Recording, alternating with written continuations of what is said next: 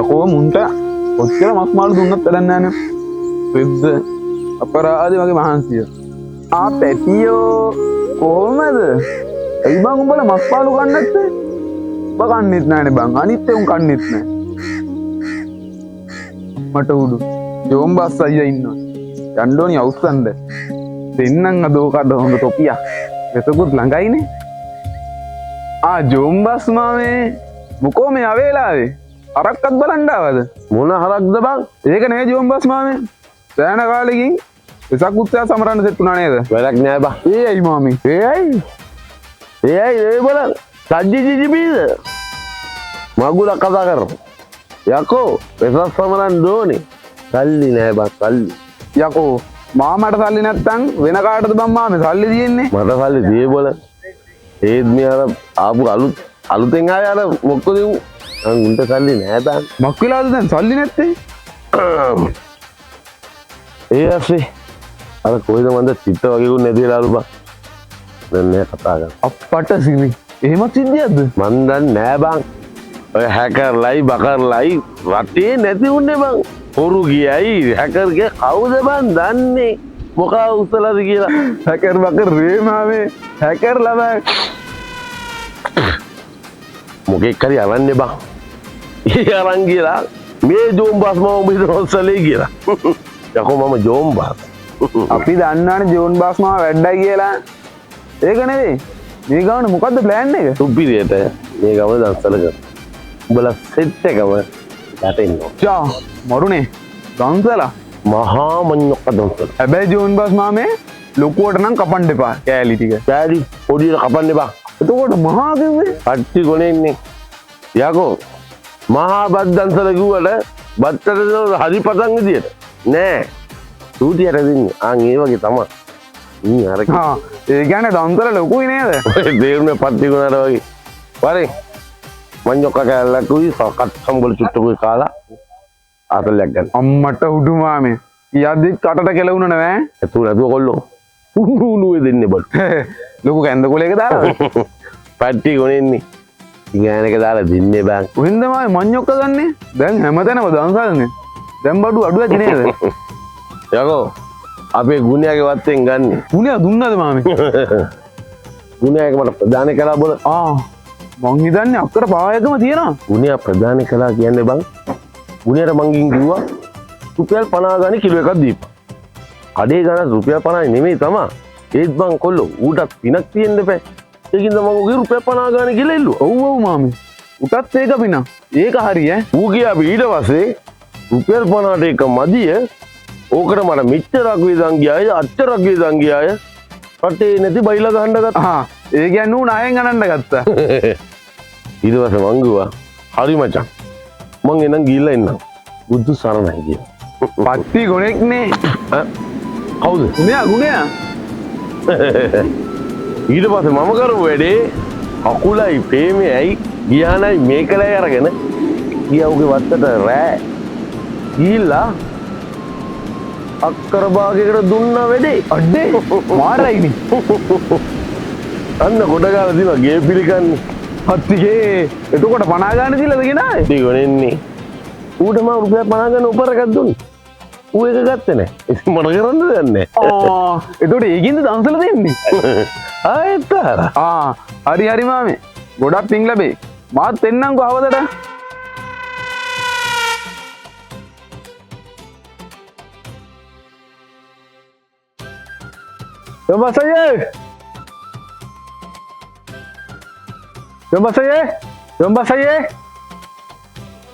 Jombasaye. Bagaimana?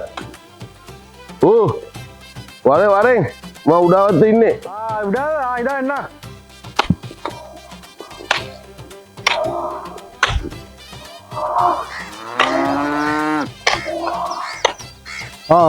Dulu kan? itu dia මේ වැටේ සුදා පාරක් ගහන්න ගියාද කියලා. පිස්සුද බං? ඒ ඔක්කොම දැන් මම නවත්තලා දින්නේ බං. වෙසක් ළඟයිනේ. ඒක හොඳයි. අර මේ කොල්ලෝ ටික බද්දාසලක් දෙනවා නේද බං? ඔව්. කාපන් ගියේ. ඔව් කන්න ඕනි. මුලින්ම මඤ්ඤොක්ක ටිකක් කන්න ඕනි. උඹලා හවස පාඩු දෙනවා නේද මඤ්ඤොක්ක දාසලා? අපි උදේ දන් දීලා බල. එහෙනම් උදේම මඤ්ඤොක්ක ටිකක් කාලා අවශ්‍ය යන්න ඕනේ බත් දන්සල පැත්ත. හැබැයි මෙනු එක වෙනස් කරලා නේද බං?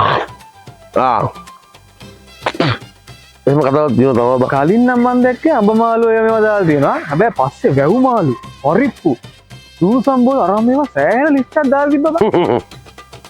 කවුද බල වැව් මාළු ස්පොන්සර් කරේ? හැබැයි ඉතින් මේ ඔය දන්සල් වලට මාළු මස් එහෙම දෙන්නේ නැහැ නේද බං? ඒත් බල මම දෙනවා. ඔයාද දෙන්නේ? එතකොට වැව් මාළු ස්පොන්සර් බයි දොන් මාමා. ඒතර මාටි කොහෙන්ද මාම ගේන්නේ? ඔයන් නෙමෙයි බල. මේ අපේ ඇනිකට් එකේ. ඇනිකට් එක කිව්වේ පට්ටි ගොනේ ඉන්නේ බං ඔබ. යකෝ වැව් මාළු වල තෙල් මාළු. ඒකද? මේ දවස්වල වහිනවනේ බං. හිටගෙන අඟුඩ ගහන්න පුළුවන් තරම. ඔව් ඉතින් මාමේ. වතු ටික ගහගෙන යනවනේ බං නිකන්. ඉතින් මම මොකද කරේ? කතා කරා අපේ දිනේෂ්ටයි සරත්ටයි. මොකද බං හැම දෙයකටම ඉන්නේ උන් දෙන්නනේ මාත් එක්ක. ඔව්නේ. අර අපේ දිනේෂ් ඉන්නේ. දිනේෂ්ගේ කොල්ලා දැල් දානවනේ බං. ඉල්ල ගත්ත උගේ දැල. ඉල්ලගෙන ගැහුවා ඇනිකට් එක හරහා. හරි හරි ඊට පස්සේ ඇයි බං? වතුර පාට ගහගෙන එනවනේ බං ඔක්කොම මාළු ටික. සද්දි පිටි ගාලා බැස්ස අල්ලගත්ත මාළු ටික. ලොකුන් ටික ගත්තා. අරන් 1 2 3 කියලා 3ට කැපුවා. පොඩි උන් ටික ගත්තා. 1 2 කියලා 2ට කැපුවා.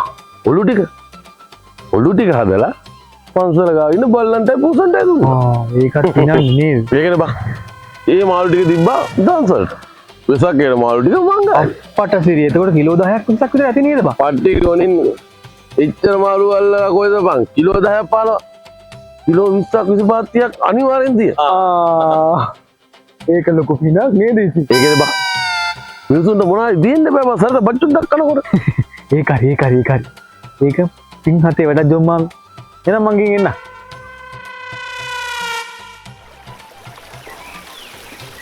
අම්මට උඩු බයිලා චක්‍රවර්ති ජෝන් බාස් වෙනවා. පොඩි ආතල්ලක් ගමු ඈ. අම්මට උඩු ඔව් බයිලා චක්‍රවර්ති ජෝන් බාස්. කොල්ලනේ මොකෝ මේ උඹලා hina වෙන්නේ? මට නේද hina වෙන්නේ ආ? ඉස්සුලියෝන් මානේ අපි වාඩි වීලු කරනවා. ඒක නෙමෙයි බා. ඔක්කොම දන්සල් වැට්ටේ හරි නේද? දැන් මේ දන්සල් වැඩ කරාට කමක් නෑ උඹලා. හරිද? හැබැයි අවසර අනිවාර්යෙන් පන්සල් එන්න ඕන. මේ ඒක නෙමෙයි. දැන් වඩා හරියටම කියන්නකෝ වෙසක් තියෙන්නේ එකද නැත්තම් දෙකද? නැත්තම් තියෙන 31ද? මොන දවසේ හරි කමක් නෑ. රජයේ කියන දවසට පහුවෙන්දා තමයි උඹලා වෙසක් බලන්න යන්න ඕන. හැබැයි මතය තියාගනින් පුතේ මාත්‍ර කුසයම කටේ තියලා උඹලා එක එක්කවත් මට අහුවෙන්න එපා. නෑ අපෝ නේ ඒක නෙමෙයි. උඹලා මේ දන්සල් කියලා එදාට ජෝගි නටන්නේ මනම් ලෑස්ති වෙන්න එපා. අපෝ නෑ පන්සල් එන්න ඕන හැමෝම. පන්සලේ මං ගන්න දෙනවා මල් දන්සල. ජෝන් මානේ. මල් දන්සලකුත් දෙනවද? එදාට ගොඩක් සෙනගෙනවනේ. එච්චර කොයින්ද මල්? මල් කොයින්ද කියන්නේ? මම මුළු ගමේම මල්ඩයක් ගලදී. හෙට දවස් ඇතුළත මල් කැඩීම සපුරා තාන. මොකක්? පාරේ තියෙන මල් කැඩීමක් තානං, සමංගල දොතේ මල් කැඩීමක් තාන. ඔදින් මත තබා ගන්න. ඒ කියන්නේ වෙසක් එකට පොයේ දවසේ තාන. ඒ ටික ඔක්කොම අපේ කොල්ල කරනවා. එතකොට ජෝන් මාවේ ඔයයට කලින් දවසිනම මල් කරන්න පටන් ගන්න වෙයි නේද? යකෝ පොයේ දවසේ පාන්දරලා මල් කඩන්නේ. නැත්තම් යකෝ මල් පරවෙනවනේ. තෝපිලා දෙන්නට ඒකවත් තේරෙන්නේ නැහැනේ පාටි ගොන්නේ. හරි. බලන්න හොඳම සිද්ධිය මොකද්ද? අර මහා පන්සල ළඟ මල්ලි කුණුම් සෙට් එකකින් අද මම එනකොට ඌ කඩනවා මල් ටික ඔක්කොම පඩසි. ඒතකොට එදාට කඩයිනේ මුන් ටික තේරෙනවා මල් ටික. හරි. මම කිව්වා පොයේ මල් කඩනවා නම් තේරෙම ටික කඩපල්ලමු. එතකොට දන්සල්ට මල් කියනකන් හිටපන් පාටි ගෝනා. මං ගුවා කඩපන් සේරම මල් ටික කියලා. අරලා දීපන් අපිට කිව්වා. හරිද?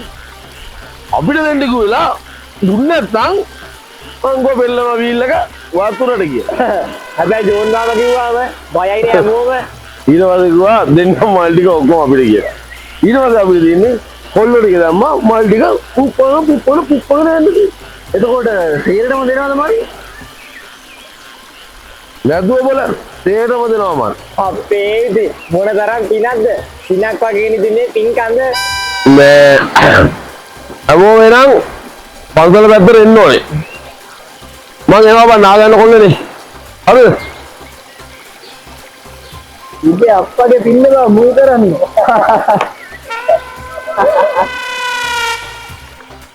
ජෝන් මාමේ ඔහම නවතින්නකෝ. අයියෝ එයා යනවා නෙවෙයි ඇවිදිනවා කියලා විදිනවනේ. ජෝන් මාමේ වා මේ අපිල් ලලක්කය කෙල්ලනේ. මොන කෙල්ල විදියෙන් දෙන්නේ? හදිසියක් වද්ද? නෑ අනේ මං දැන් එනකොට බැනර් එක දැක්ක ඔයාගේ නව තියෙනවා.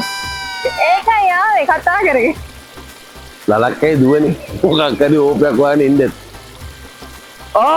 සද්ද ඒකේ අර බැනර් එකේ තිබ්බේ අබේ දානේද මොකද්ද කියලා ඊට එහා පැත්තේ මාමගේ නම තිබ්බනේ මාමේ. ඒක අබේ දාන්නේ බොල. කවුද මාමේ අබේ කියන්නේ? ගමට අලුතෙන්වත් එක්කෙනෙක් ඇවිල්ලාද? අපි දන්නේ නෑනේ. අයියෝ බං වැස්ස කරවත් ඉස්කෝලේ ගිහිල්ලා නැද්ද? අබේ දානේ කියන්නේ සතෙට්ට දෙන ජීවිත දානය.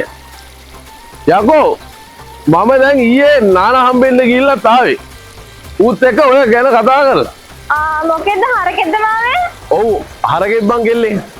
ඌව නිදාස් කරලා මං අර අපේ දන්නයට දෙන්න ඉන්නේ. අනේ ඉතින් චන්න මාමා ඒ කාලේ දා සත්තු බලාගන්නේ දරුවෝ බලා ගන්නවා වගේනේ. ඒක නෙමෙයි මාමේ. ඔයාගේ ධන පරිත්‍යාගය කියලා දාලා තිබ්බා. එතකොට ගමේ සල්ලි එහෙම එකතු කරේ නැද්ද? එකතු කරා කියන්නේ මෙහෙමයි කෙල්ලේ. තව මේ මගේ කලවල් ටික දිනවනේ. මං ඒ ටිකෙන් කොහොමද කලෙක්ෂන් එක ගන්න ඕනේ බං. උනේ. හැම කඩේකින්ම මාමට හැම සතියෙම රුපියල් 1000 ගන්න දෙන්න බෑ නේද? ඒක මම රුපියල් 2000 කරා. මේ මාසෙට. හරි. ඔව්. එතන ඔක්කොම රුපියල් 40000 වගේ එකතු වුණා. ඒ 40000 අරන් ගිහින් නාගර දීලා මං ගෝ හරකෙක් දීපන් කිව්වා. හරක් දැන් 40000ට ඉන්නවද මාමේ? 40000ට හරක් නෑ වගේ තමා මාත් දන්නේ බං. ඒත් ඌත් පිනක් කරගන්න බෑ. ඌ ඉතින් පොඩි චුරුචුරුවක් දැම්මා. මම ගණන් ගත්තේ නෑ කෙල්ලේ. ඒක නම් ඇත්ත ජෝන් මාමේ. එයාටත් ඒක පිනක් නේ. හැමදාම හරක් මරන එකේ ඌත් පිනක් කරගන්න බෑ බං. මං 40000 දීලා ඌට ඉතුරු ටික දාපන් කියලා කිව්වා. දුන්නද ඉතින්? ඌ ඉතින් අරකයි මේකයි චුරුචුරුව ගන්න පටන් ගත්තා. මං 40000 දීලා ගෝ මං 40000 විතරයි දෙන්නේ. උඹ හරකෙන් මට හොරෙන් හරි උත්තර දීපන් කියලා. වෙන කරන්න දෙයක් නෑ නේ මං කෙල්ලේ. ඉතින් හරකෙක් උස්සලා දුන්නද? මං ගෝ අන්තිම වතාවට උඹට කියන්නේ උඹ මට ගවයෙක් දුන්නේ නැත්නම් මම මඩුව කිරි තියනවා කියලා කිව්වා. දෙන්න කැමති වුණා නේද උස්සන හරි? නැතුව ඉතින් පොයිට කලින් ගින් අරන් ඇවිල්ලා ගවයා පොයිට දෙනවා චන්නට. එනි ඉවරයි. අනේ සාදු. හරිම ෂෝක් මාමේ. එහෙනම් මං ගිහින් එන්නම්.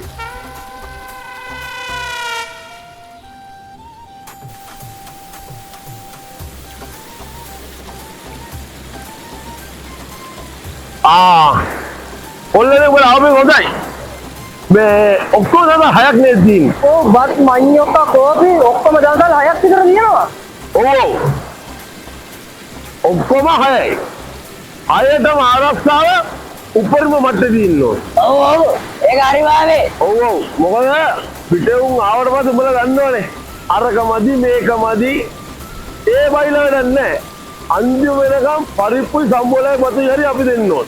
ඒක හරි මාමේ. පිටුම් බයිසිකල් වලින් සෙට් පිටින් බහිනවනේ. ඔව්. උඹලා දන්සල් 6ටම ආරක්ෂාව දෙන්න ඕනේ. දන්සලේ වෙල් ටික බලන්න. මේ මොකක් හරි චරුචුරුවක් ආවොත් අපේ ගේ පිළිකන්නේ මම ලෑස්ති කරලා තියෙනවා පොළු ටික. ඒ ටිකක් ගන්න මතක් කරගනින්න. නේද? එතන තියෙන කුරුදු පොළු නෙමෙයි යකඩ පොළුනේ. ඔව්. මතක් කරලා එනෝනේ ඒ ටික අරන් බලන්න. හැබැයි මතේ තියානින්න. ගාද්දි ගාන්නේ ඔල්ලුවට නෙමෙයි කකුල් දෙකට.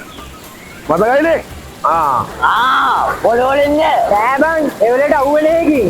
හැබැයි ඊට වඩා දරුණුවට කේස් එක ගියොත් මම කඩුත් ලෑස්ති කරලා තියෙන්නේ. හරි. ඕම ගිහින් පාර්ලිමේන්තු මන්ත්‍රීලා මාවත් මම ගෙඩිත් ලෑස්ති කරලා තියෙන්නේ. ගෙඩියක් ගත්තා, ගැලවුවා, දැම්මා, ඩෝංගාලා ඉවරයි නේ. ඩෝන් මාමේ ආරක්ෂාවට ඕනි බඩු ඔක්කොම තියනවා නේද? ඔව් හැබැයි අනවශ්‍ය විදිහට එක එකව බලේ පාවිච්චි කරන්න බෑ. ඔක්කොම ගමේ ආරක්ෂාවට විතරයි. පදේදී ආවිල්ලා හරි හරි ඉන්ටර්නවා නම් ඩෝන් මාම ගන්නව පින් කරන්න ඕනි